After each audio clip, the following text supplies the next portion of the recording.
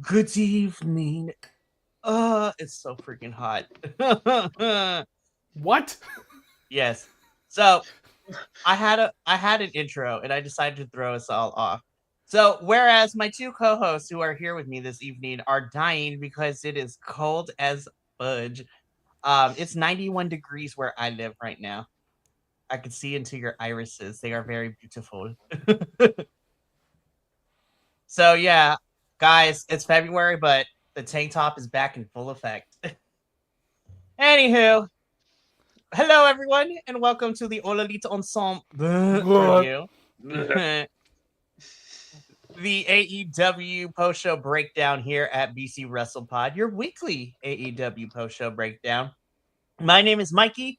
I am El Jefe of BC WrestlePod, and joining me, as always, of course, is the one and only Benny. Usually Benny the Bear, but he is now Shinya Hashiberto today.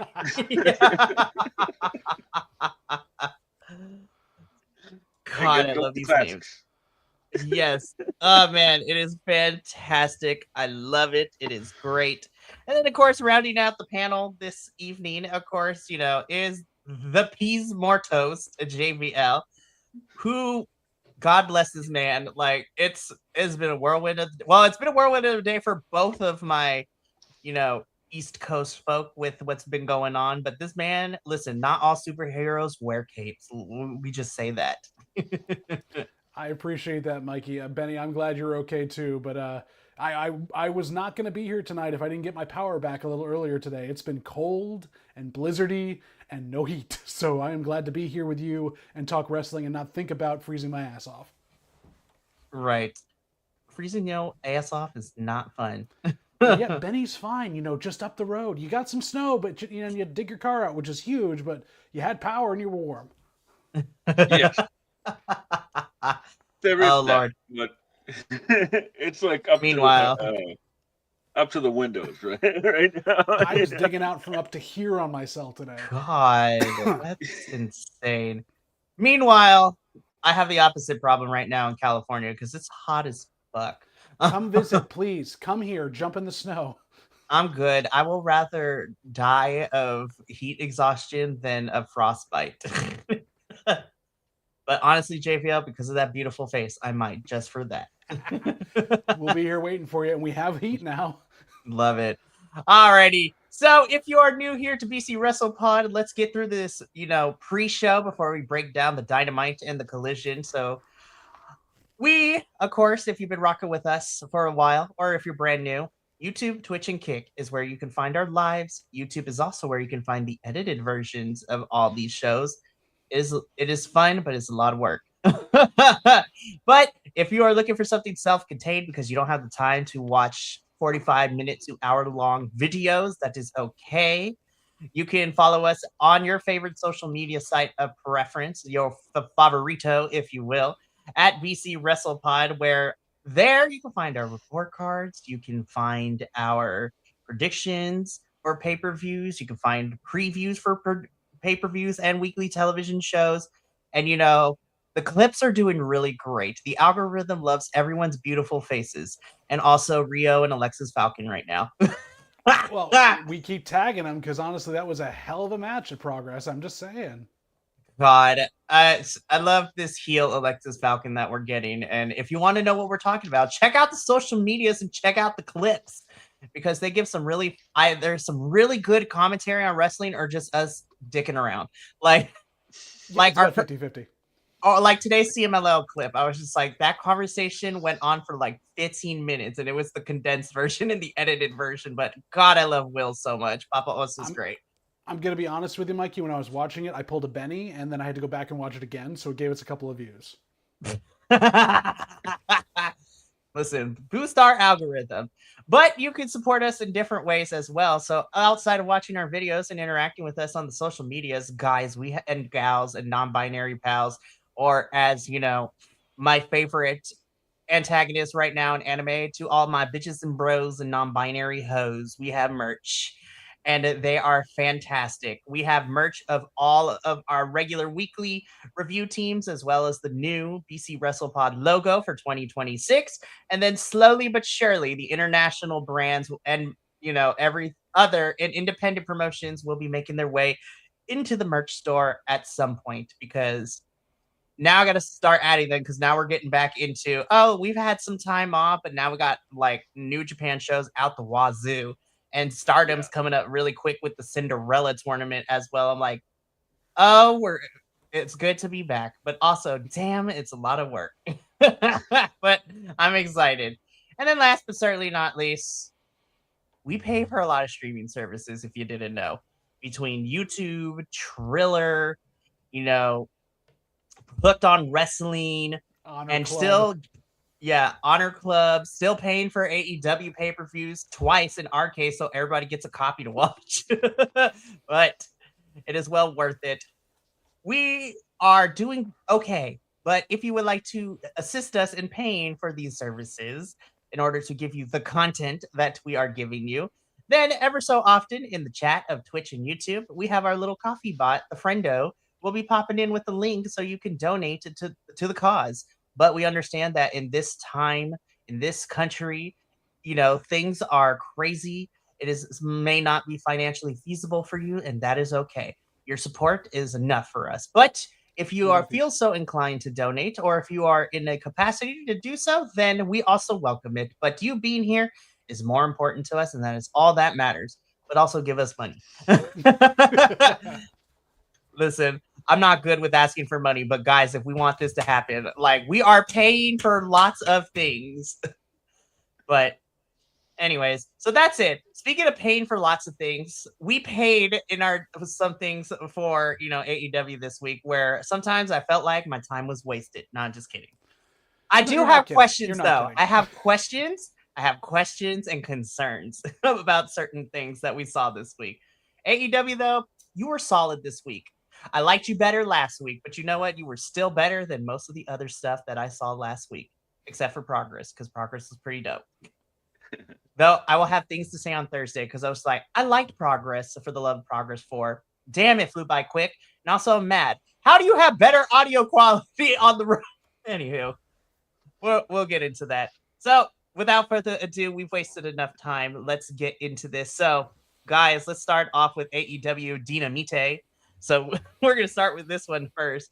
And how do we kick off Dynamite this week? Mark Davis. Mark Davis, you're a freak of nature, and I love you. God. Dude's trying to get injured just as bad as his tag team partner, and he's still pushing through. I was just like, I was like, you fucking punched the... Spoiler alert. He punches the ring post, and he's bleeding. He literally played Bloody Knuckles for real. Yeah, and like there's like a video, a photo online of like the lady who heard it, and like she just like, oh my god! Wait, wrestling is real. It really is. But to kind of set this up, because we kind of sped past this is an AEW Continental Championship Eliminator match. Jon Moxley needs to get some tune-up before he gets to face Takeshita at Revolution. So we got 3 weeks of tune-up matches and trios matches happening. So I'm like, and so it begins. So what better way for a tune-up than to go up against Mr. Dunkzilla himself, Mark Davis, the straightest bear on the internet that you will find in wrestling right now. I'm so mad at him. I was just like, you know what you're doing, Mark Davis. I hate you. And I'm also loving you at the same time. How dare you? But he knows what's up. Oh, the amount of lariats that went nowhere in this match. God. I mean, I enjoyed this for what it was. I was concerned when he punched and started bleeding, and I was just like, I swear to God, if you broke a hand, I was like, we just got you back! I honestly thought for a second, because I missed when he actually punched the ring post, I thought Moxley had started bleeding on him, and it just had gone, because Moxley bleeds when he bleeds, so... Yeah, so did I. I actually had to roll it back. Like, I was like, when did he do that? That's awful. I really only caught it after Brian Danielson was talking about it on commentary. Oh man, he was on one on Dynamite, man. It's great to have Danielson back. He really Oh, adds I'm something. so happy. He's so much fun. I love him on commentary. We'll He see has how a long lot we of get him heart. for until he's got to get his neck taken care of again. But Yeah. I love Brian Danielson, Bryanson, like love him to death.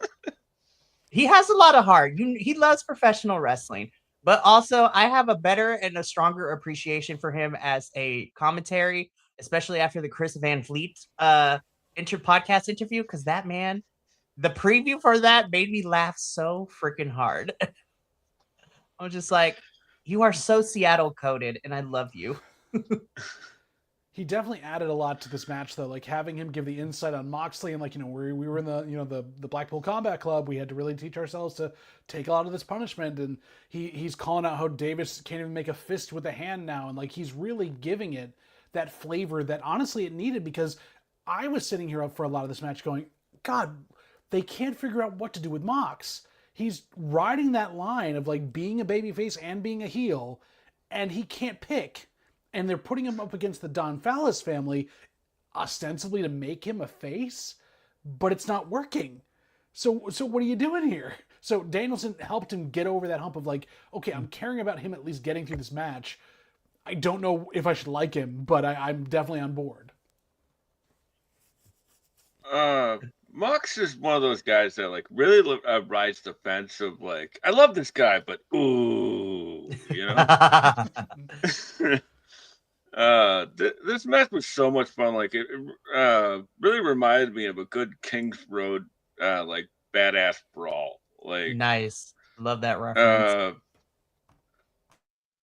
Like it was like sort of like Misawa versus Kawada. You know what I mean? Like it was it was just all strikes. It was just balls to the wall from the beginning to the end.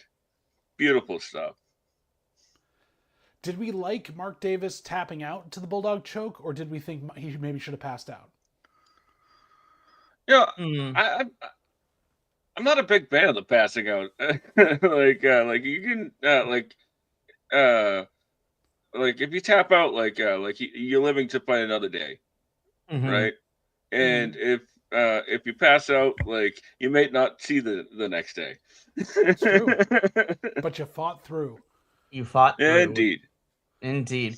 So Moxley picks up the win here. And again, the next 3 weeks is gonna be tune-ups and trios matches between Mox and Takeshita. I am excited though that the match is no time limit at freaking Revolution. I'm like, God, I'm gonna be there in person. I'm like, what if they give this a whole hour? Holy shit! Yeah, like a 60-minute Broadway, right? Like, God, and they still go to a draw. Still go to a draw. There has to be a winner. There can only be one. Anyways, this was a fun tune-up. This was great. Happy to hear that Mark Davis isn't injured for real. So I'm like, thank God. I mean, he bled, but injured. Like he's just not like severely injured. He can still work. I was like, we just got you back, man. Please, I can't lose you. Not right now. We already lost one sex. Bicep, man. Listen, we already lost one of my sugar daddies. We can't be losing you too. Like, get it together. Hi, Jake. We love you. Anyways, let's keep going. Yeah, because this was crazy. Oh wow. Yep. And we got to do black and white because YouTube doesn't like the red stuff that gushes out of people. That viscous fluid. There was a lot that happened with FTR and the Bucks. This is a lot of still frames at one picture. Yeah. Can we maximize on your little screen there, make it bigger?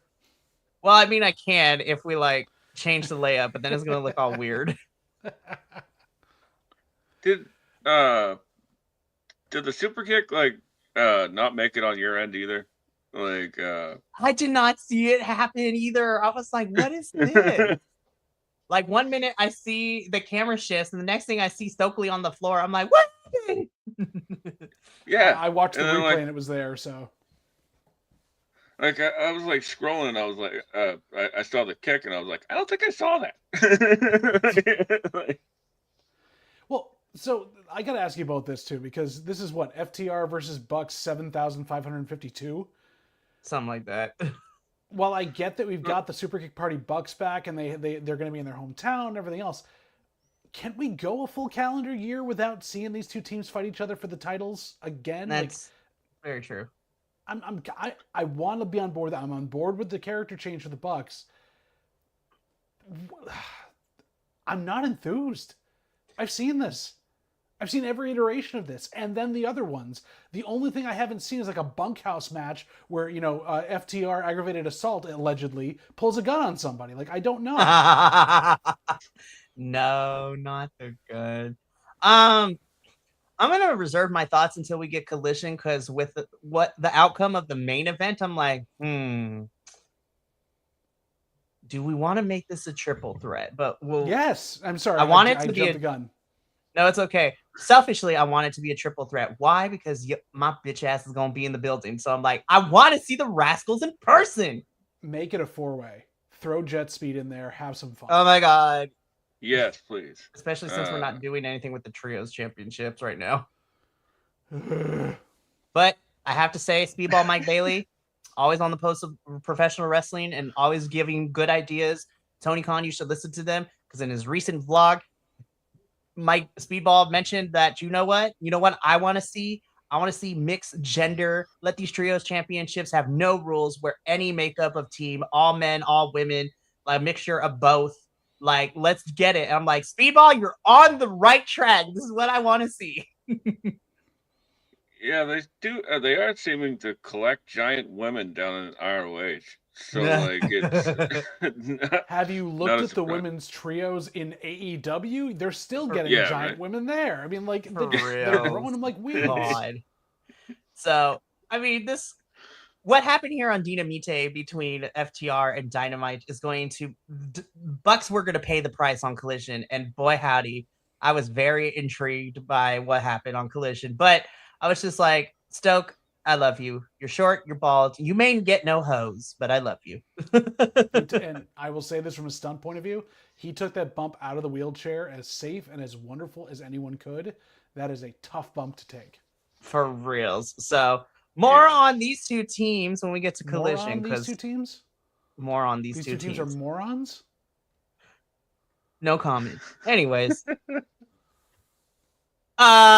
This is what I was talking about. Smothers Brothers joke about that, but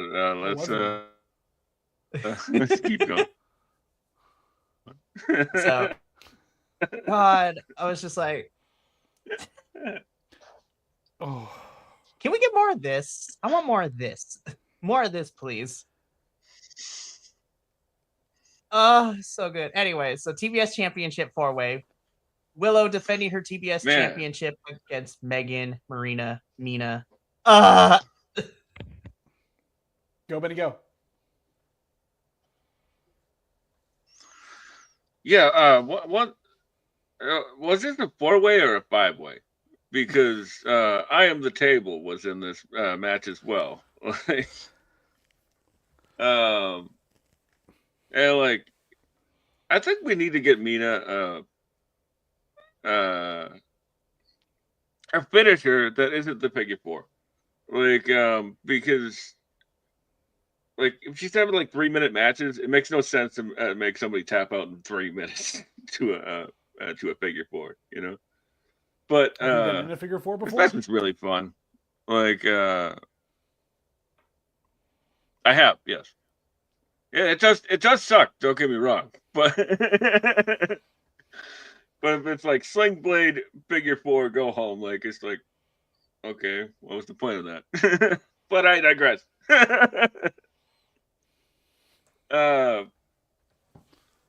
Man, more Megan and Willow, man. They have so much chemistry. Like, big ladies doing big lady stuff. More of that, please. Not in a weird way. I mean, maybe. I will say, I was a little scared with Megan taking that German suplex off the top rope. She landed a little snugly, but this was great all around. My only gripe with this entire match, I mean, moves were great. Willow getting it the pin and like taking it out all three at the same time, all that good stuff. And seeing Marina and Megan work together was amazing. But the gripe is, why did Mina have to take the pin? She's always there to take the pin lately. Like, You're not building her up at all. What are you using her for? You brought in this Stardom legend to kick ass, and she's doing the least amount of the work except for flying and being thrown into people.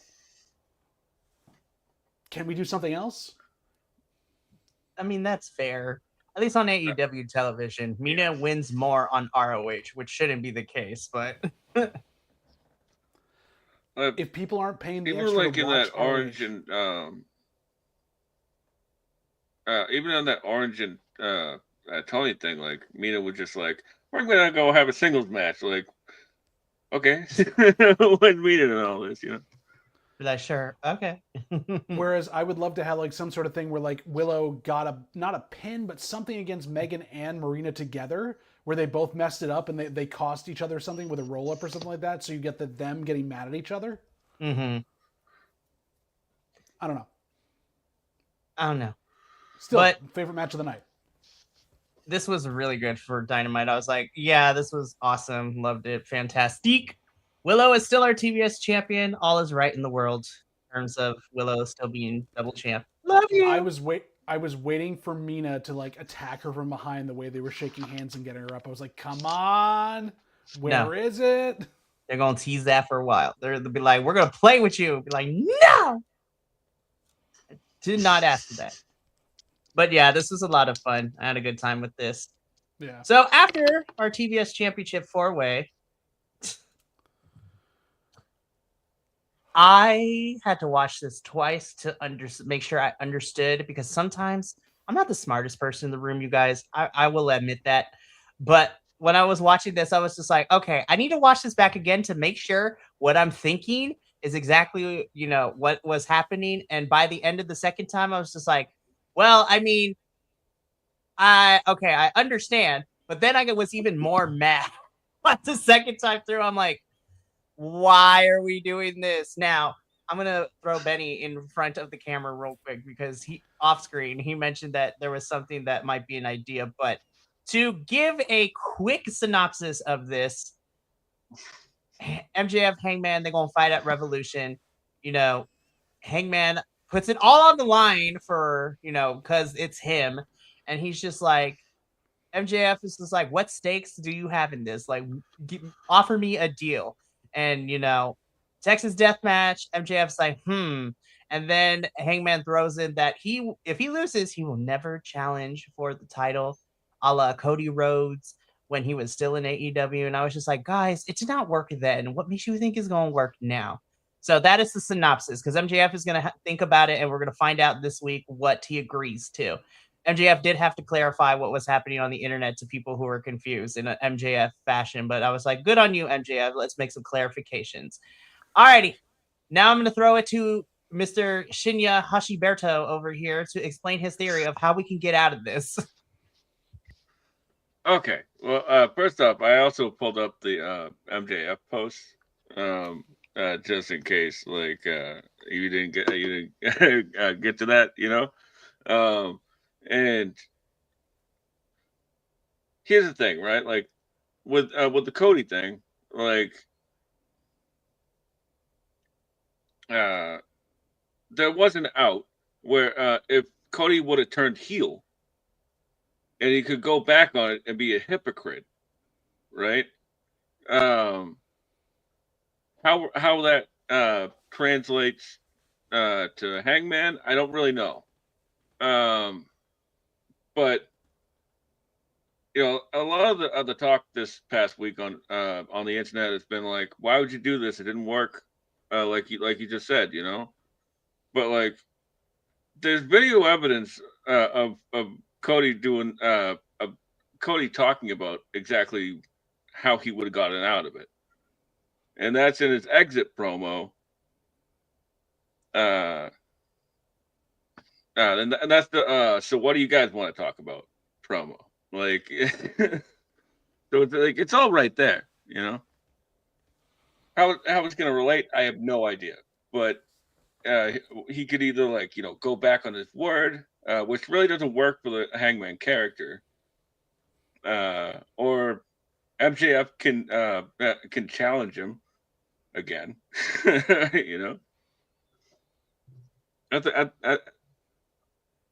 honestly, I don't know how he's gonna go about it.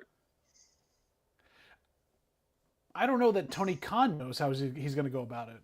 Because again, he's trying something he tried at the beginning of this whole experiment, and it landed like a wet fart, and they didn't pull the trigger or anything. And you're right, Hangman's been both a heel and a face, but he's kind of one of those characters that needs to be on that good side of the fence in order to get support, because he becomes a bland heel when he's a heel.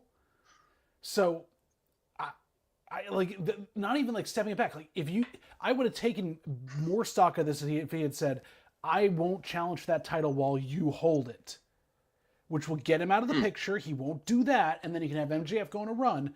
But you have that card in there that he can come back after it happens or cost Max a match or whatever he needs to do to go heel. The ultimatum doesn't need to be there, and if you're setting him up to lose a Texas death match to MJF, that's a double failure, or you've completely blown your wad, you don't know what to do with this, to set him up to win the Texas death match, because that's what Hangman does. There's a fascination to want to watch this car crash, and at the same time, I'm like, I'd rather watch something new.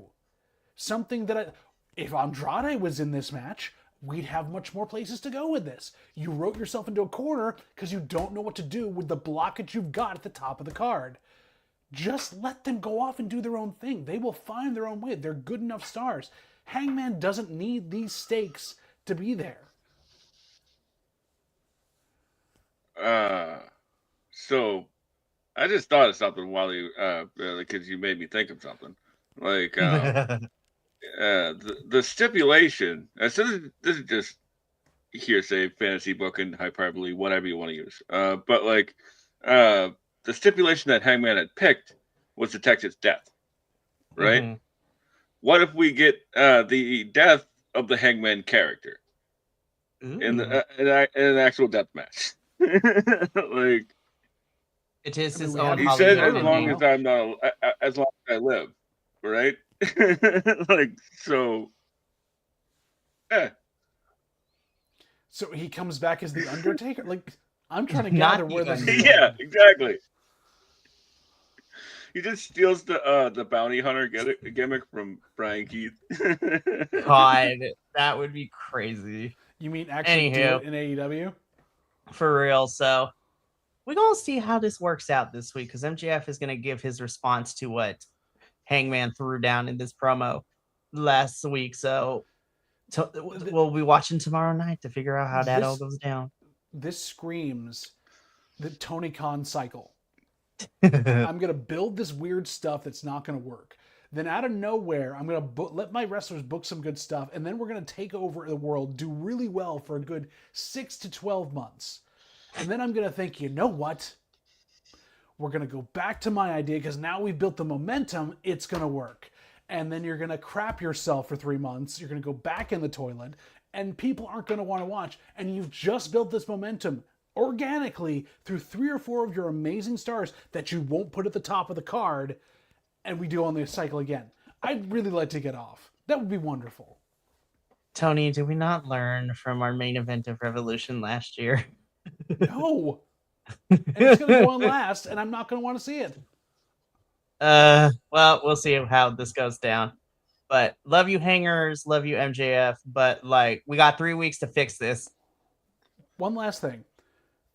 We've seen in every successive death match, like, Hangers has to go farther and farther, like, syringe in the mouth, or like how he beat Kyle, or other thing. Is he gonna like roofie Max? Like, what are we doing now? Like, chloroform to the face? Like, what are we doing? No, let's not do that. Well, they do have a lot of really creative deathmatch wrestlers in the back, so I'm sure they'll come up with something. Probably. And because this match is, if it is Texas Death and we're going to be in Los Angeles, there is no sports commission who is going to be like, nah, y'all can't be bleeding. In fact, if anything, like we saw with Mariah and Tony last year, we going to see blood, and blood will be flowing. It is going to be a crimson dream or a crimson nightmare, one of the two. All right, let's keep going, though, because... sorry. Absolutely. No, all I was going to say was that, like, to touch back on the thing I was talking about with the Texas Death and the death of the Hangman character, like the only way I could relate it to is like think of like the death of Superman. You remember the death of Superman comics? No, not at all. Like Doomsday. I love that. So how tomorrow goes, and we're gonna see how that happens. All right. Yeah, keep going, Mikey. I'm sorry. Let's keep going. Guys, we had a tag team match between the Conglomeration and Gabe Kidd and Clark Connors. Ishii, step it up. Darby Allin again pulling Gabe out and pulling him away for the match, which allows Orange and Ishii to pick up the win against them. I was just like, okay.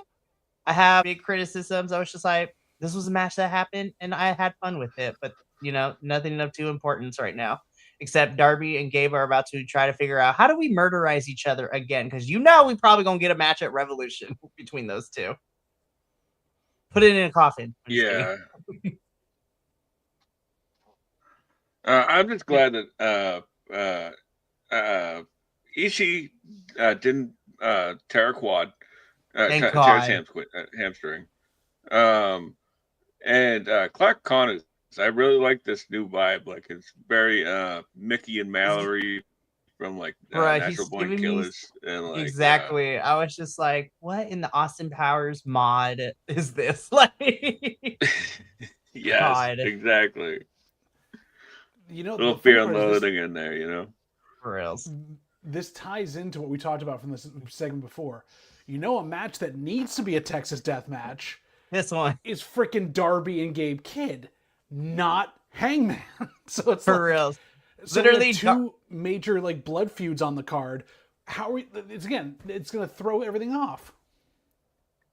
And we not to say that we had that problem last year, but the three big matches going into last year's Revolution, of course, we had the Hollywood ending, Mariah and Tony. The best show on the card. We did.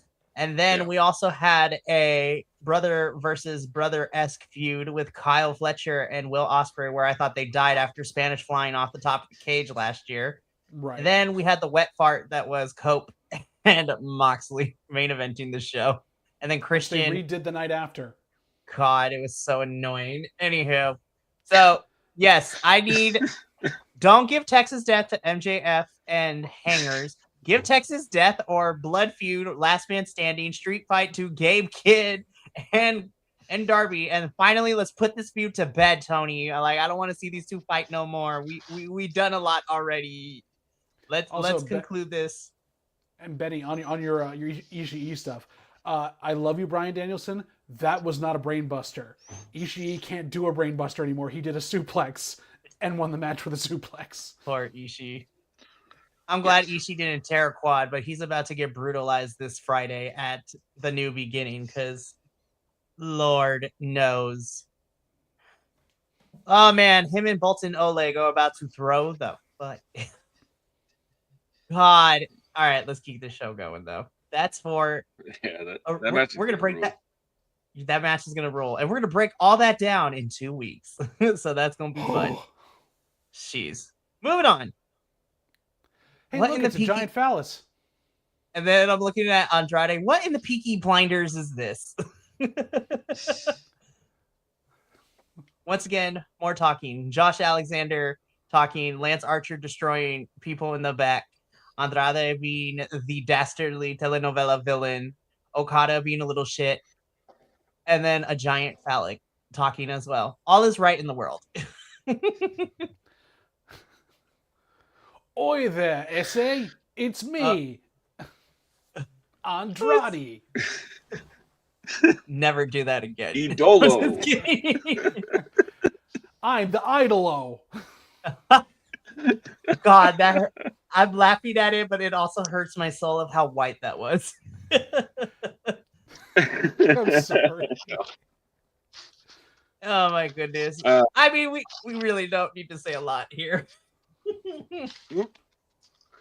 No. I love that they're giving Josh Alexander some mic time. Him and Lance are doing some great stuff. I love that. I love it. Josh has been a busy boy this week too because he took on Esfinge last Friday, defending the Maple Leaf Pro Wrestling Championship, and that match was pretty solid. Also, shout out to everybody in Mexico. CMLL had to cancel one of their shows because of all the crazy stuff going down in Puerto Vallarta and all this other stuff too. This is getting nuts in Mexico. So BC WrestlePod is sending love to the CMLL talent as well as all the denizens of Mexico at the moment. We loves you. They my peoples, and hope everyone is staying safe. Hey, Alrighty, Mikey, let's keep. What's up? do you know what would make Andrade more impactful? And I won't do the bad white impression of him again, but you know what would make him more impactful as he's saying these things and being this kind of telenovela villain? To stop wrestling in pants. No, well, yes, we really do enjoy that. But you know, if this was directed at like MJF for the title, I feel like For there would real. be actual like stakes to what he's talking about. I can't get behind him now because he lost in stupid fashion. I'm telling you, Tony, bring back the face of the Revolution ladder match to crown #1 contender. Let's do it. Andrade needs to cost Hangman the Texas Death Match. Hangman then can whine about the fact that it wasn't really one-on-one and he didn't lose the match, and then you've got yourself out of your little predicament there. For real. All right, let's keep going. Oh, hey, look, it's a 5th grader. So Hook says that Shibata is scouting international talent. Hook is going to be scouting, US-based talent. And I will say, at least he's actually doing the work because Hook has been popping up in some of these weird-ass independent promotions like over the last week. I was like, what is happening? Hey, my dad's Taz. You want to come join my club? No. I have nothing else. All I was gonna say was that,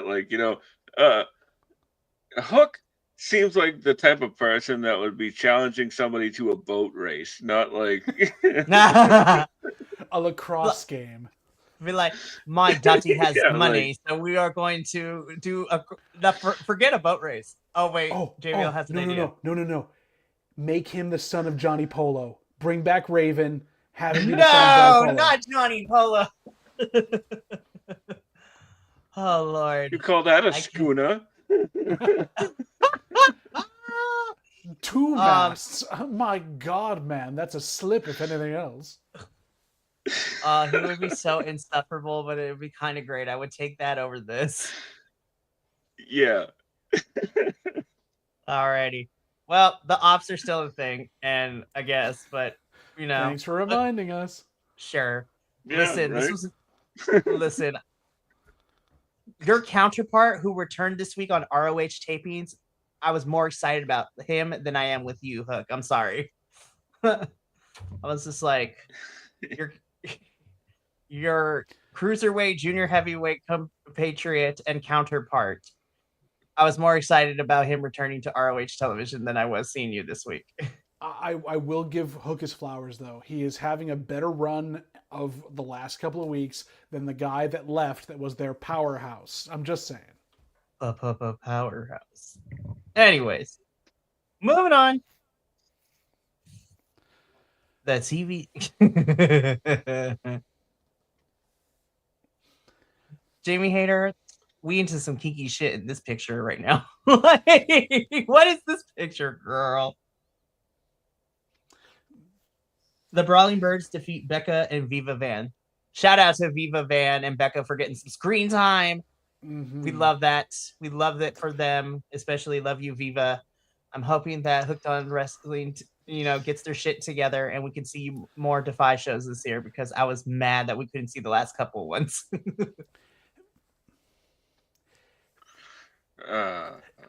Becca's so great. On Becca. On God. Man. It's one of my favorite Hood Slam wrestlers. Yeah, so shout out to Hood Slam. Anyways, I was about to gush, but I was like, no, stay focused. All right, JVL, go for it.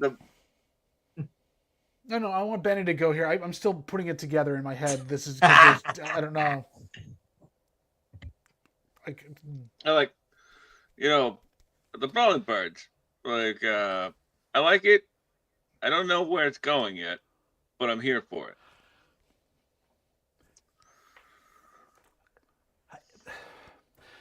I can't say bad things against two of my favorite wrestlers. I love Alex Windsor. I love Jamie Hayter. They work really well together. The strong style they bring is very fun. They had good like game opponents to do tonight. I love the tying in of their gear. You know, it's really kind of fun. They've got some stuff going on here. A little bit of like the Basham brothers. A little bit of like the not the Quebecers, but like the sheep herders, but not the sheep herders. Anyway, they've got some stuff, and they're really tying into like the Bulldogs, which is great. One, shame on the announcer for accentuating the wrong syllable. The Brawling Birds. That make no sense. And then you did the heart attack. That was your finisher. I love it. Bring it back. Don't call it two birds in the bush. The marketing aspect of this is utter dog shit. The people involved are amazing, and I want them to succeed in spite of the dog shit that they literally smeared themselves in. You have so many places you could go with this, and they could be such an amazing tag team, a la the Hard Connection, the Bulldogs, that kind of brawling, but technically sound and strong team. But the concept is just dog shit. Oh my, I can't get over it. And I want to like them, and I can't. And it hurts. It hurts so bad. I feel you on that. You know, the thing is, right, like, this might just be like the pilot episode of like a new sitcom, like where like that sitcom doesn't really know what it's doing yet, right? But it's here. The formula's here, right?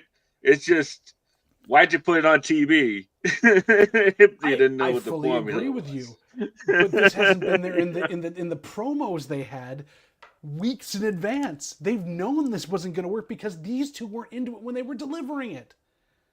You've had audience feedback, and yet you still put this out there.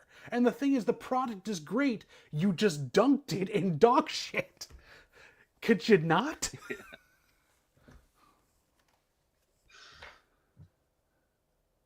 I mean, yeah, the Brawling Birds are here, so we're going to see how this turns out. I love you, Alex Windsor. I love you, Jamie Hayter. I'm sorry for what I'm saying. It's not you. It's the marketing team that sucks. No way did you just say, it's not you, it's me. Like, what? I didn't. No. God. Listen, I'm here for new ideas, but you should probably let them marinate in the backstage area before you present it on TV. They are marinating in the weirdest substance ever. You sounded like Shaggy for a hot second. It's funny. It wasn't move. Also, like, there's one thing is that, like, you know, we the fans, we want women's tag team wrestling, like, so bad, right? But a lot of the women a lot of women wrestlers, unless you like, I don't know, but like, they're not trained in for tag team wrestling, right? Like, because it's already such like a niche. I hate to say that, but like, honestly, they're sort of like, and here's the women, like, on every card, right? It says like the history of wrestling, right? So like, I think we're just being a little bit overly critical just because we like them, but like, you know, this wasn't it, bro. And like I think there should be like at least a promotion that focuses on women's tag team wrestling, because women's tag team wrestling is awesome, but it just needs to be the focus. That's all. Well, and you know that Tony Khan can't focus on anything. He's just a little busy at the moment. So.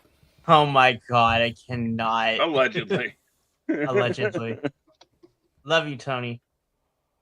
Ah, guys, listen.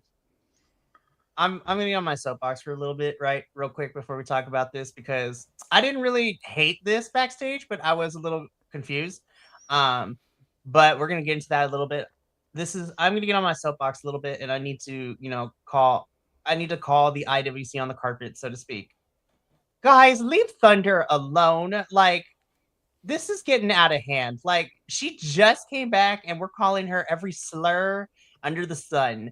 And I don't understand why.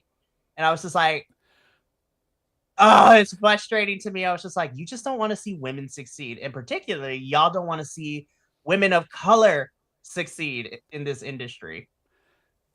I'm going to step back there for a minute, Mikey. You say you don't understand why this is happening? I'm pretty sure we all know why this is happening, and we know I know why what this is section happening of the too. fans this is. I know why it's happening. I was just like, guys, it's getting old. Like, nobody cares. I don't, at least. Y'all are some weirdos out here. Well, on top of the fact they're all afraid to say to like Brody King's face, who's been outwardly about like this type of stuff. So they go after a person coming back who is strong in her own right. And the fact that she has to get on the internet and address this, because she's not only getting it from the fans, she's getting it backstage. That's saying something. And people need to get their heads a little bit straighter there, because that's not, you're all working in the same company. You know, that's not a thing here. Please don't. Backstage, do I have to send Mama Willow after y'all? Because Thunder's her ride or die. Like, she will defend this woman till the cows come home. I was just like, don't make me unleash her to you, Tony Khan, because then you're going to have a real problem. Chancla incoming. Seriously. Oh, forget the chancla. She'll get the belt. She'll get the purse. She'll get everything. She will throw down. She is a very lovely and demure woman, but she is also a 4'9" Latina woman. So don't test her patience. All right, let's focus on what actually, because when Thunder popped on my screen, I'm like, oh my God, yes, I love it. I've missed you. And then I was like, oh shit, she's been out for 8 months. That's fucking crazy. I was just like, I blinked and I was like, why did I feel like it was a lot shorter than that? But anywho, so Chris is not medically compared yet, but she still wants to go after Tekla. And then Thunder kind of goes into business for herself, but not really. She's like, well, you're not cleared, but I just got cleared. So love you, bestie. Bye. I love you, Thunder. I really, really do. I was just like, we're going to build this up, and this is going to be Tekla versus Thunder, possibly at Revolution. And while I'm sad that Thunder will not win, I will say I'm just more happy. This is how crazy it is. I'm excited, but I'm more excited at the prospect for my mother, who I'm taking to the event with me. And I know she loves Thunder. So I was just like, that's all I care about. Or who knows, we might get a triple threat with Stat Daddy involved too, which would make me lose my mind. Or do we get like, basically the stuff in the corner, like to keep the Sisters of Sin away? Stat and like Willow and Harley are there to like back her up. There's so many directions. Anyways, Hashiberto, you had something to say?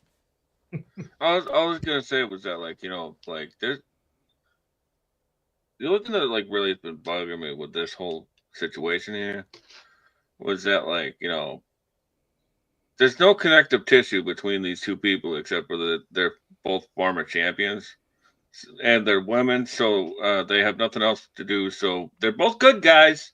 Let's pair them up. Like, why are they helping each other out? The Brawling Birds. Right? Like, what is happening? Like, reasons. I feel like that's how a lot of the women's division is booked. And Tony, we really need to fix this in 2026. Reasons is not enough. I'm like, no. Reasons are great. Reasons are amazing. Anyways, so we're going to come back to you, Thunder, because I'm going to give you more praise because that outfit. Yes, we're going to talk about that. But we're going to move back. Kevin Knight and Beast Mortos have a banger. That is all I have in my notes. They had a banger. Yeah. I also love the crowd. He's really a lawyer. There really wasn't too much from this match, but like I was like, okay, that's nice. I'll take it. Don't get me wrong. Look at Speedball being the proud dad. I love Speedball on the side there, just being the cheerleader, doing great things. He was having a blast. Speedball, you are my favorite you are my favorite non-binary wrestler right now. That's all I really have to say. This was a banger. Hey, Mikey, we're still in Dynamite. We've almost gone an hour. I know. That's how it always is. Dynamite, we have a lot of realizing story that, like- progress, and then Collision is just like matches because we really don't have too many story progressive parts in Collision. But anyways, banger. Moving on. I'm so ready for you to return, Ospreay. I swear to God, if you appear at Revolution, I will cry. I don't think so, but make an appearance of some sort. If he's in the corner for the Brawling Birds, it might be fun. Ooh. Be like, that's my wife, you guys. I'm like, hell yeah. Exactly, right? Like Ospreay. Didn't she do like the voiceover for like the Forbidden Door thing? Yep, she sure did. Like,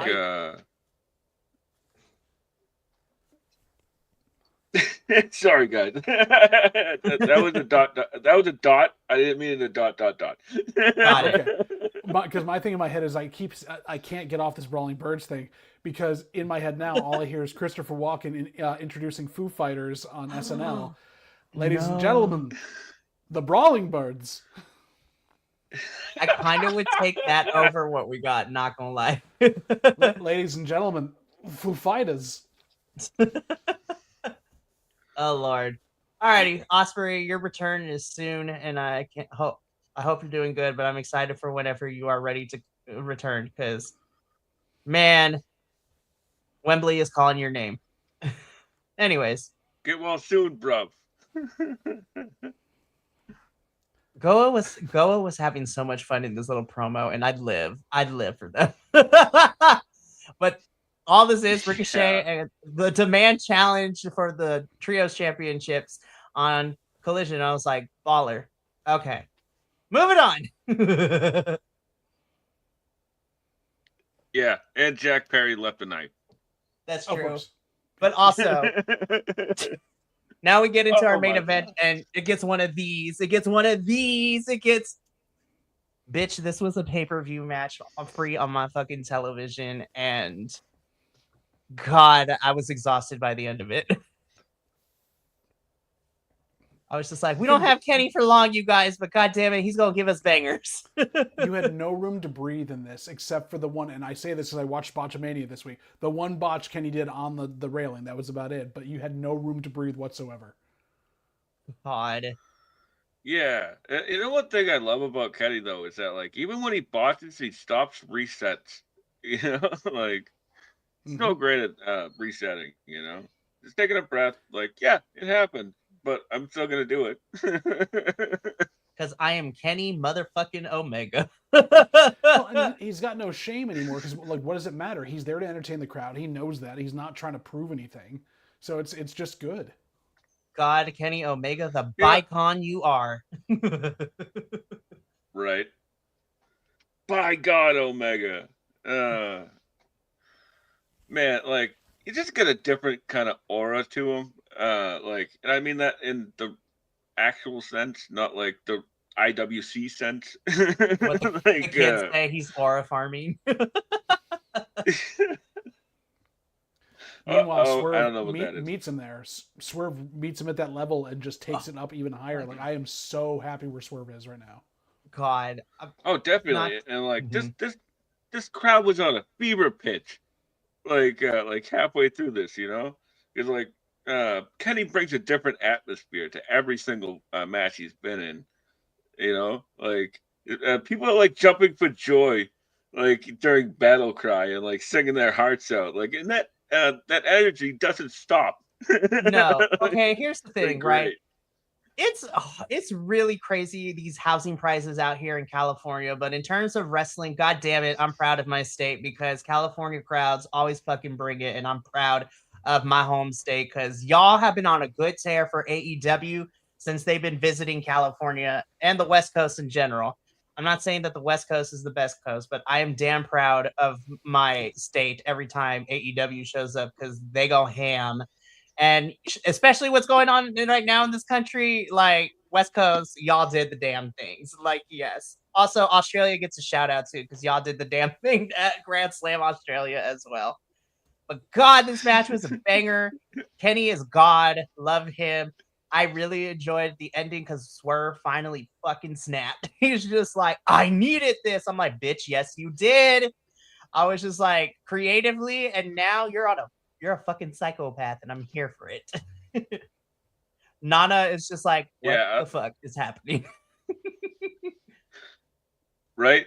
And then like Nana's like, this is what needed to happen. Like I think he's the one pulling the, but like, you know, Nana's a great heel manager, anyways. But like, so good. Swerve actually says it like in the beginning, like as he's making his entrance, he's like, I need this. And then by the end, he's like, I needed this. Like, yes, he's rubber like band that, finally snapped for Swerve. Like, exactly. By the way, shout out to Dynamite for doing like the cold open for some of the people involved in the matches tonight. I was just like, more of that, please, because those are fun. I love that. Swerve ends up beating Kenny, snaps.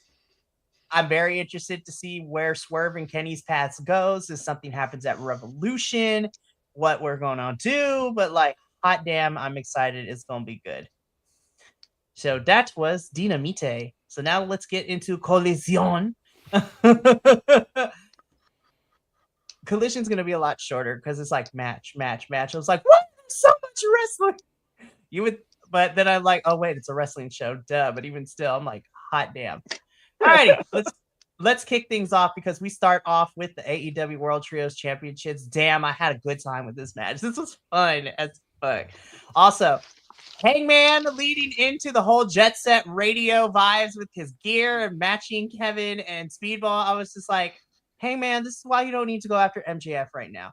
Like, you need to be literally fashion coordinated with Speedball and Kevin Knight. Like, I hate this term, but let the drip be through osmosis. Like, become Cool Dad. Cool Dad Hangman is what we need right now. Like, I'm here for Trios Champion Cool Dad Hangman. Do you know what the inspiration for that gear was? Please enlighten me, my friend. It was Beyonce at the Daytona 500. Fellow gay icon Beyonce, like, God. Beyonce doing it's amazing. I love it so much. I was just like, of course. And I'm looking at the three of them. I was like, Speedball, that was your idea, wasn't it? I fucking knew it. It was like, God. 100%. Or it could have been Kevin Knight too. Listen, the Beehive runs deep, y'all. The Beehive runs deep. Oh man. But this was shenanigans all over the place too, because we had Jack Perry making a weird appearance and a bunch of other fun stuff going on. It's come on. Perry, I have questions for you. Like, why are we rocking? I don't have any, like, if that's your new look, I'm here for it. But I was a little thrown off. I was like, damn, we rocking the pigtails now? Okay. I was like, I was wondering if one of the fans had just sort of walked onto the stage or not. But, damn. Perry still has beef with Ricochet, and I'm kind of here for it. Oh man, also, but this is also the more I watch the Demand, I remember back to when Gates of Agony worked with like Brian Cage and a couple other things, and just like how, I mean, that was good, but three powerhouses just didn't work as well for me. Whereas you have two giant powerhouses and Ricochet who can flip all over, it just seems to work better, and I love this dynamic they've got. So I'm glad to see the Gates of Agony being used in a good way. Mm-hmm. Love Toa Leona and Bishop Khan. Love you boys down. So good. Ricochet, is like he's in he's like taking out all the good stuff away to be a heel right now, but like dude can still go, you know, if he wants to, you know, like he's still literally Ricochet. Got that Prince Puma in him locked deep in and pulls it out when he needs to. Exactly. Love to see it. Alrighty. Him versus Moore is gonna rule. Oh man, that match is gonna be so fun, and I cannot wait to watch him break it down. God, so much fun. Alrighty, we got to keep this going. Jet Set Rodeo do retain the trios championships, and I was just like, we need Cool Dad. Like I said, Cool Dad Hangman is where we need to be at with him right now. I'm here for Cool Dad Hangman, and also very aware of the fanfic that the fans write about him too. Love that he just casually openly admits and he reads it. I was like, you're even cooler, Hangman. Please be that on screen. All right, keeping it going though, because I love that Dax and Cash are like the party pooper uncles who caught the kids smoking weed, and they literally called it the devil's lettuce. I was crying, you guys. I was crying so hard. I was like, the Treehouse segments are so stupid, but they're one of my guilty pleasures. They have been since TNA, but I love that they continue to do it in AEW, and they got production, honey. And we are adding in Dax and Cash, who, listen, say what you will about FTR. They're kind of ironically funny. Like, they are able to give me that dry sense of humor. And I was just like, this was fucking hilarious. I loved it. And you know what? It sets up the Eliminator match we were going to see in the main event. So, poor Myron, man. He's just like, but Des and Zachariah, we have a better record as a tag team. I'm like, you're not wrong. But fucking Dax killed me in this segment. Dax fucking killed me. Yeah, me too, man. You know what's funny? I've seen that that sentiment a bunch. Like you know, that Dax is like the Dax and Cash are like the older uncles. Like, what are you doing in here, kids? You know, like, Desmond and Cash are like 5 years apart. Yeah. But they just look so much differently, you know. It's that hard living, like, honestly. Yeah, definitely. They don't make them like they used to. For a reason. This was hilarious. I love this. Right? And it sets up our Eliminator main event. So we're gonna come back to everybody involved here later. Question to you though, Mikey. Is Myron in danger of becoming the Action Andretti of Top Flight now, or is he like? I don't know. See, here's the thing, right? I think they're trying to pivot because of the fact that because Trey got let go, and they were all four were supposed to be signed, so you can have 2 tag teams with the Rascals. I think we're trying to pivot. And honestly, I'm not going to lie. I love seeing Myron in tag team action, but after his recent run in TNA, I actually think that Zach and Dez make the better tag team, but then I would like to see Myron be in like the mid-card singles scene, because listen, tag team Myron's fun, but one-on-one Myron, that's a fucking whole other beast, man. And that's what I'm ready to start seeing whenever we get Myron going one-on-one with people. Him and Ricochet needs to happen soon, because that is a match I want to see so bad, because Gravity will just be defying all laws of physics. So I think they're kind of just treading water right now. And technically, Dez and Zach are not wrong, because they have a better record because they have won more matches together. And to be fair, Myron and Dez lost that the triple threat to enter the #1 contenders match. So anyways, but yeah, we're going to talk more about these people in the main event, because right now, the Bucks and the Swirl. Wow. This is a tune-up. This was a tune-up match. Teams. These two were made for each other. I had fun watching this, but damn, Swirl, we always be losing. I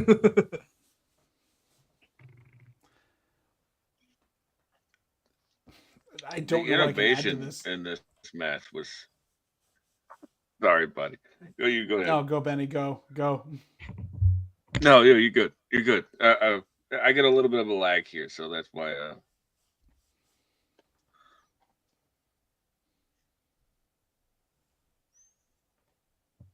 Bucks win. Moving on. I mean, this essentially was a tune-up match, so there's nothing. I had fun with it, but this essentially was a tune-up match, so I don't really have anything else to add. Though it was really weird to watch people think that Blake Christian was leaving. I was like, bro, he's still going to be here. Calm yourselves. Calm down. Like, he's not going anywhere. Anyways, so tune-up match. Bucks, we're gonna talk about you later because y'all went through some traumatic shit at the end of the show. I was like, damn. Also, AEW, I'm mad at you because you promoted this as Oceanside, and then the day of, it's like, oh no, we're in San Diego. Bitch, I could have been at the show. How dare you? Anywho, I'll be at Revolution though, so you can make it up to me then. We actually get to see backstage pre-tape promos from a hog show. That's crazy to say. But we get this vignette of MJF and Andrade talking to each other backstage during the hog show that happened this past weekend. And Andrade reminds MJF that people are coming at him from all sides. And Andrade is one of them. And he's going to be coming for that championship very soon. And I was just like, thank the Lord to keep Andrade in this title picture. Keep the sexy telenovela villain in our championship pool, so to speak.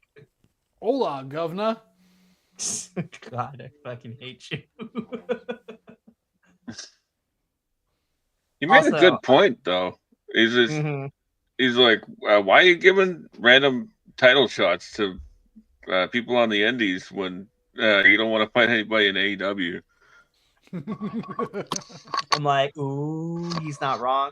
Also, last thing I will say about this before moving on, Andrade, I need this hair care regime because them locks be sexy as fuck and they are glorious. Like, anyways, moving on. Oh, this is man on man meat slapping, and by God, more of this. Yes, you get one of these. This match gets this. Great match. Definitely two of the most, CMLL coded wrestlers I can think of to take on for this championship. Listen, CMLL is not CMLL don't care. They are here for free promotion of their titles. That is why Mercedes still has hers. And also, we complain that AEW has too many championships. Between the Mexican historic titles and the CMLL titles, there are like 30 plus titles in CMLL. So I don't want nobody to complain about AEW. But by George, this match ruled. I remember a while back, I actually had texted you and said, like, how does this all work? And you were just like, it's complicated. Here's the rundown really quickly. I gave Benny a history lesson and it was glorious. Well, and here's the thing: it's like the Klingons in Star Trek. Like you talk about with and without ridges. We don't mention it. It's a long story, and it's just too much to get into right now. And it's really just what our people want to have happen. So we're gonna leave that alone. Exactly right. Man, what a great match this was! Like that deadlift from the ankle lock into a vertical suplex. Man. This is why Claudio is one of the best professional wrestlers of like the past 20 years. He's always comes up with something. Well, and the selling of the leg really well that he's been worked on, and he still gets a couple things up. He can't do the swing for very long because of the leg. Really well put together. And Marina Shafir getting in Lance Archer's face. Yeah. Give me that match, please. Braid versus Braid match. Lance Archer always looks like he could build a mean chopper. You are not wrong, because I always thought that too. I'm like, oh, okay then. We'd love to see it. Love it. So Claudio retains the CMLL World Heavyweight Championship. More of this, please. More of this, because this was fun. Megan beats Becca and is coming for the match. Now, it seemed this match was out of place because they're like, we got to stall for time. Megan, get out there. This felt like a placement match. They're like, okay, Megan, go out there. Megan wants some championship gold. And I'm like, TBS championship in your future? I'm not mad.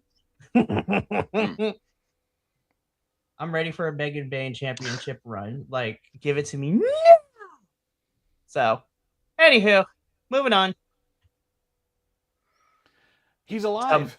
He is alive, and he is happy. as Kilt said in our group chat, and I love him for that. But he's not done with Kyle Fletcher. I'm like, bitch, give me a round 2. Let's go. Revolution, here we come. This is the typical, we brought someone new in, big and shiny. We did something awesome with him, and now we have nothing. He's being Deonna Purrazzo. Damn. I mean, you're not wrong, but damn. So much so, Deonna Purrazzo has to get her own wrestling show going. Her and Steve Macklin are putting on this wrestling show benefiting veterans and stuff like that. And the people that they have grabbed from their respective promotions makes me excited. Mm-hmm. And also, not related to AEW, but shout out to Mara Sade for, being booked and blessed all over these independent shows. She got to fight Willow Nightingale at not too long ago. And I was just like, girl, you are booked and blessed. I love you. But Tommaso Ciampa is not done with Kyle Fletcher. And please, I was just like, round 2, let's go. Yeah, they're just keeping him in the mix. It seems pretty fun. Like, I'm here for it. Same here. Moving on. We're going to see this for the next 3 weeks, and I have just come to the understanding that it is something that I have to deal with. But shout out to Wheeler Yuta in this picture, because, yes, we love it when we have continuity in our graphics, because now he is bald. I was like, Daniel Garcia, is that you? No, I'm just kidding. Here's the question for you. He's obviously not, when he has the beanie, he's not keeping it bald, or is he shaving his head every day? I don't know. If it grows back that fast, I was just like, what regimen are you using? Some people like that, though, like some people can shave and then like 5 minutes later they get like a stubble, It's very true. I know. Please give me more Pac and Klon. I want to see that match all over the map. Oh, yes. Please. I need to see those two go at it more often. And shout out to you, Dungzilla, because you went through it on Dynamite, but it was nice to see you in this match too. I'd like to see Yuta versus Takeshita at some point. Yes. Yuta's completely underrated right now, and how great of a wrestler he is. Like he's really stepped up his game, and like he gets crazy heat all the time. Oh. I'm on the Willie Yuta bandwagon. So are the Death Riders faces? Because your guess is as good as mine. In the words of, I think what they're doing is it's sort of like an experiment to see if they can do heel versus heel, and then like they just tweak a couple of characters just in a certain way, so the crowd will pick a side. Benny, listen, we have all gone through an experimenting phase, but at some point you have to pull the trigger. So it's like shit or get off the pot is what my grandma would say. Touch that wiener. Yes. Anywho, moving on. Girl, this outfits are baller. Like Willow, more of this, but Willow is a defending double champion and she will fight anyone and everyone. I'm like, down. Love that for you, Willow. Nothing else to add. Also, Lexi, this hair though, yes, ma'am. Can we have a Harley versus Willow TBS title match, please? God, just let them fight. Like that'd be so hilarious. Don't have them explode, don't have them implode, but just do it. Love it. Anyways, shout out to you, Willow. Can't wait to see more action. Yeah, that's pretty much how this all went down. Moving on. My girl is back in action. The outfit was everything, bitch. You get one of these. And again, she's gotten comments from backstage and from fans on what she wore for this. That's all I have to say to that. I'm like, let the girl live. I'm just like, I'm sorry. I was just like, people are literally being kidnapped in these streets out here and getting beat up and killed in some cases. So I'm like, what you mean? God. Anyways. What was the first word there, Mikey? on her cape there. So there's You a couple remember? of different, yeah. So the way that it translates, because I forgot what the Spanish word is, but depending on the translation, it could go a different couple of ways. If you translate it formally, it just means like freaking. But there also this, I believe the way that it was spelled is the slang term for like I'm a hard fighting fucking immigrant, like deal with it kind of shit. I was just like, it's the slang that a lot Okay. of Chicano culture would be using, especially during the Zoot Suit era when people were taking our culture. So we decided to take the Zoot Suit culture for ourselves of the time period as well. So, but shout out to Thunder. I was like, she's always down for the cause and she's down with the people and she's one of my favorites. So, anyways, everybody else who's being a hater gets one of these. Now, as far as the match goes, Yeah. I mean, this is essentially her return match. Also, commentary pointed it out that it's been like 500 something days since these two have faced each other. I'm like, God damn, are we for real? Oh shit, you're right. Because then someone posted on the graphic this match versus their first match when Julia was still the cheerleader character. I'm like, God, that felt like a lifetime ago. Yeah, definitely. So it comes full circle here. Man, this was pretty fun. Like, I've always loved Thunder, and screw the haters. Yes. Screw the haters. It was well put together. It set up the end angle pretty well as well.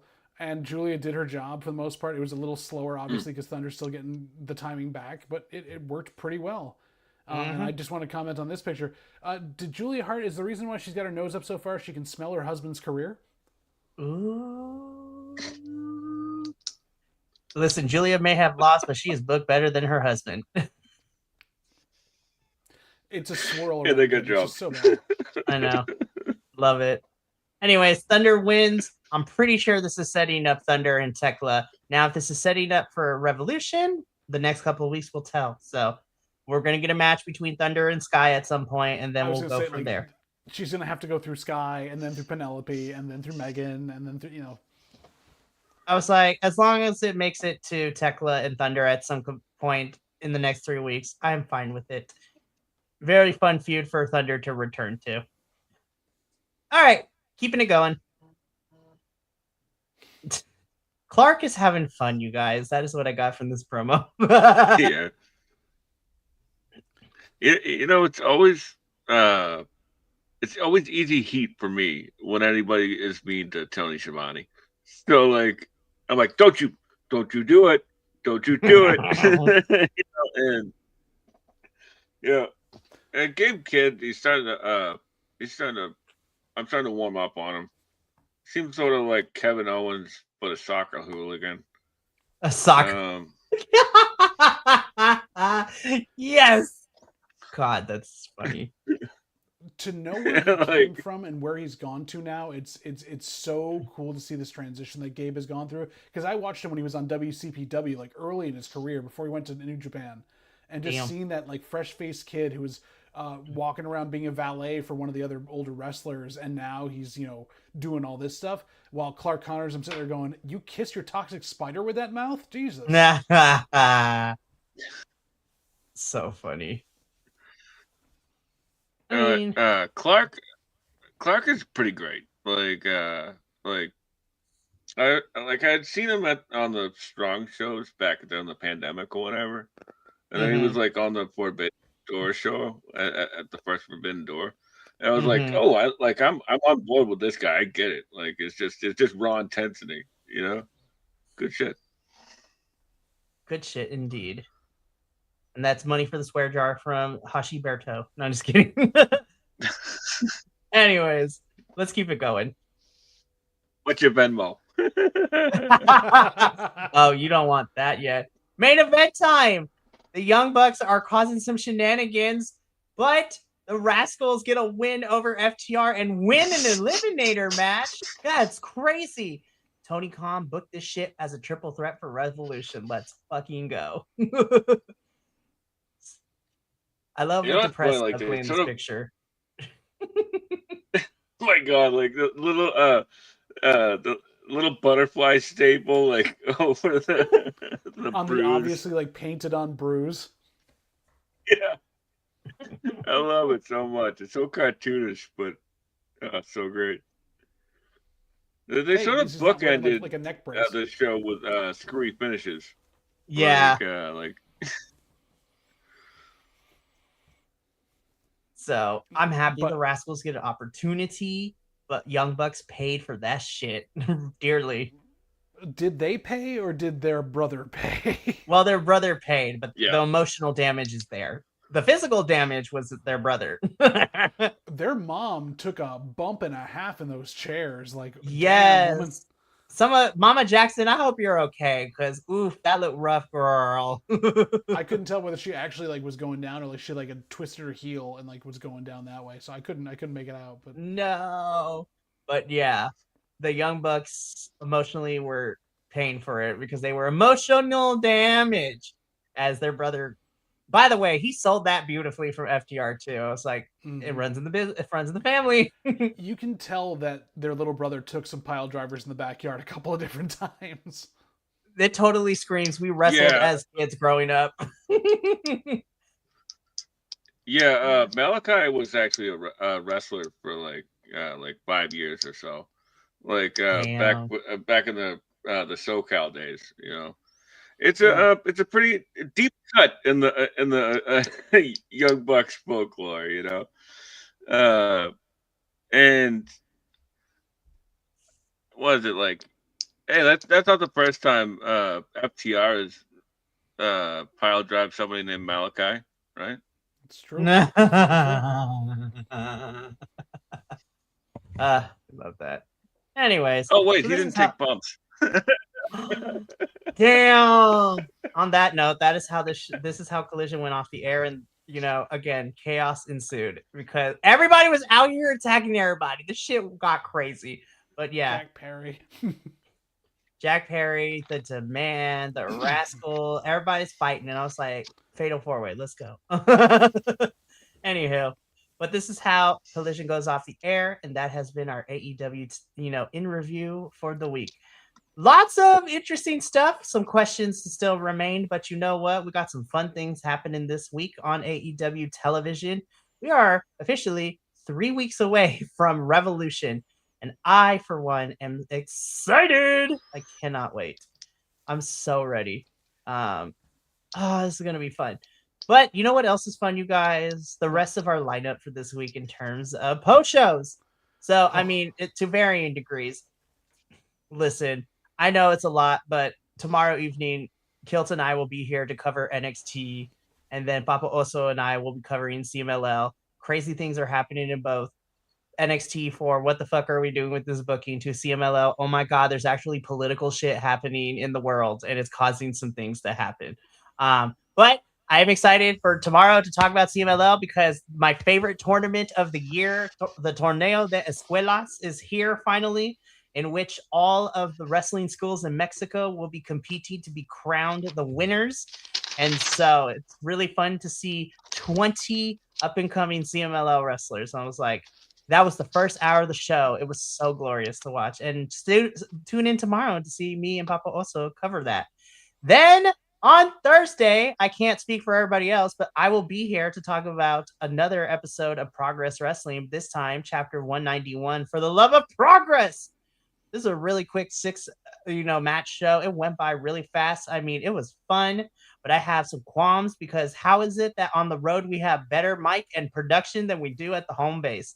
But also, Shotzi, we love you. Anywho, then on Friday, the TNA crew will be here to be talking about, TNA wrestling. We are now officially out of the road to No Surrender, and now we begin the road to Sacrifice, which is happening at the very end of March. So we have 8 weeks worth of stuff. Our UK and Canadian talent are finally back. Visa issues have been fixed, so hopefully we can fix whatever's been going on for the last couple of weeks, because we've been stalling for a long time. And now hopefully we can get back into everything that we need to. I have missed Danny Luna and Leon Slater and TNA's television screen forever. Also, Bear Bronson, get this money, honey. We love you for that too. Like he looks like he's having a great time over there. I'm not gonna lie. And he's also killing it in the independent still, which is very fantastic. And then we wrap things up on Saturday. It is a crossover of epic proportions. Well, at least in my mind, it is BC WrestlePod versus the Nick Happy Hour Wrestling Podcast versus the If We Had the Pencil podcast. It is a triple threat crossover, as we will be completely taking a dookie and just talking shit about Elimination Chamber. So it's going to be a lot of fun. The men's match is blah. The women's match is actually kind of great. But I'm also excited to see Javon Evans go ham in that cage. That is all I'm excited about. But we're going to be here Saturday. We're doing a live watch along as a favor. Well, not a favor, but as a thank you, because the boys, the other two podcasts have been supporting us so much. And you know what? Our road to WrestleMania Hell Week here at BC WrestlePod has officially begun too, because we're gird your loins. Lots of independent stuff we're going to be covering. Not as much as last year, but we're still covering a lot. But that's going to be it for us here tonight. I would like to thank both Mr. Peas Mortos and Hashiberto for being here this evening. I love them both, and hopefully, Professor, I love you, but you bald fraud, your ass better be here next week. I'm just saying. No, I'm just kidding. We love you, Professor, and hopefully you're not too sore after your stunt stuff you had to do today. So we love you for that. But from all of us here at BC WrestlePod to you at home, remember, take care of yourself, love one another, stay iconic, and more importantly than anything, you always deserve to finish your story. We'll see you tomorrow for NXT and CMLL. But until then, sayonara, adios, and until next time, peace. We love you.